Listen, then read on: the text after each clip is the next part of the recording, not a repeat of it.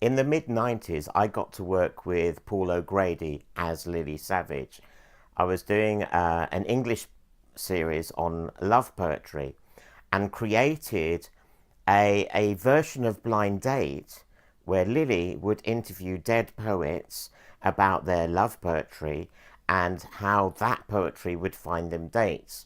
So it's quite funny that now Paul O'Grady is presenting Blind Date. Maybe I saw something in the crystal ball in advance.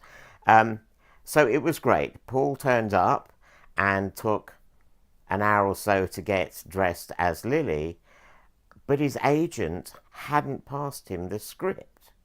And we had a big script and he had a lot of dialogue to learn, but he didn't know it.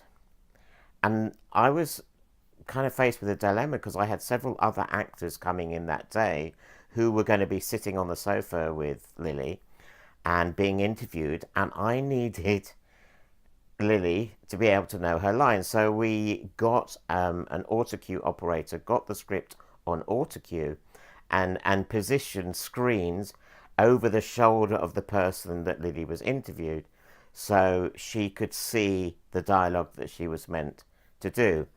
And was I cross with Lily?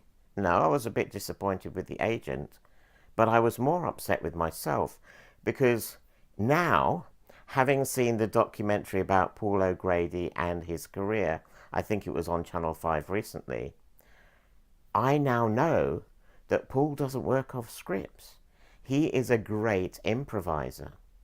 So what I should have done, rather than write a big script, is created a few cue cards with the points that Lily needed to make so that she could work from that, and then she would make everything else up around it. And that way I would get the best performance out of her. Now, in the end, that is what she did. She looked at the script on autocue and made it her own words. So there was a lesson in that for me, and it was all about finding the best way that people work and adapting the way I work around them.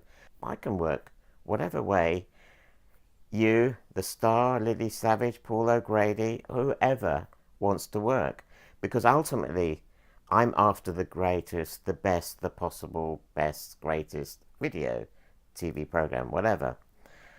And some people work one way and others work another way, so there's no point in trying to shoehorn somebody into working in a way that they're not comfortable. Find the way that they work the best and they will give their best.